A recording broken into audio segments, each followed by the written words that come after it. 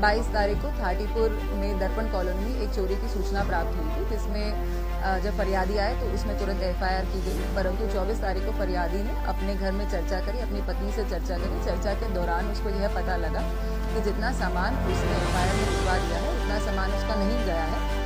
काफ़ी सारा सामान उसमें ऐसा था जो उसकी पत्नी दिवाली पूजन के बाद अपने मायके लेकर चली गई थी, जिसके बारे में उसको जानकारी नहीं थी। 24 तारीख को उसने हमें शपथ पत्र दिया कि कौन कौन सा उसका सामान चला गया है, कौन कौन सा उसका सामान जो है घर में ही रिश्तेदारों के पास पाया गया है। उसके हिसाब से हम काम करते रहे। इसमें पूरी कार्रवाई में हमारे SP sir Dharmveer Singh sir के अंडर में निर्देशन में हमने काम किया।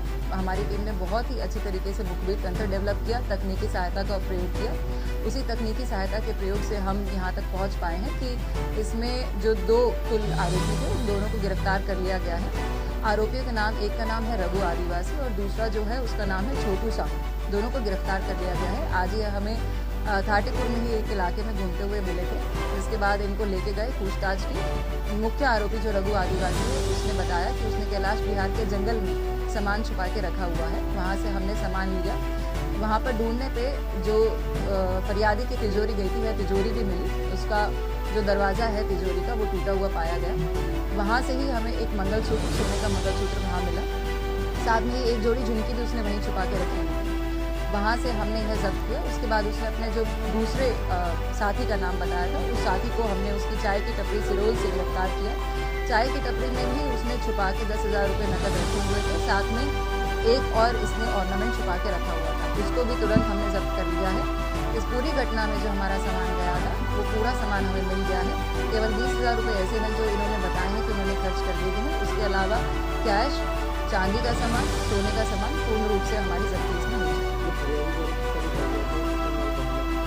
फरियादी के द्वारा जो है इस घटना में काफ़ी लिखवाया गया था। इसमें एफआईआर जो हुई थी वो कुल राशि जो है उसमें 4,90,000 की लिखवाई गई थी, परंतु सामान उतने का नहीं था। जितना सामान उसने अब बताया शपथ पत्र के माध्यम से वह हमें मिल चुका है।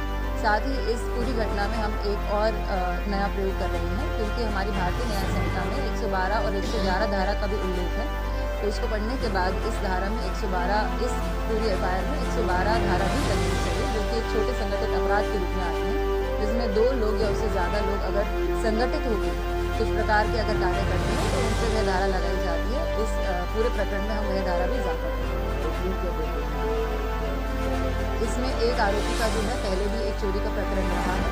उसके अलावा जो हमने पूछताछ करी है, उन्होंने एक और दर्पण कॉलोनी में ही पहले एक घटना और स्वीकार करना बताया है। उस घटना में भी इनसे जो है विधिवत गिरफ्तारी एवं जब्ती की जाएगी। ये रेकी करके थे किस तरीके से इन्होंने चोरी को अंजाम दिया? जो हमने तकनीकी और सीसीटीवी फुटेज में पाया है और जो पूछताछ से पाया है वह यह बताया गया है कि ये लोग है जो है कॉलोनी में या गांव में ऐसी जगह पे घूमते रहते हैं और ऐसे घरों को तलाश करते हैं जो बंद हो, जो यहाँ पे लोग ना रह रहे हो, तो उन घरों की तलाश करते हैं। अगर उनको ऐसा घर पाया जाता है तो वह अपनी घटना को अंजाम करने की, देखने की कोशिश करते हैं।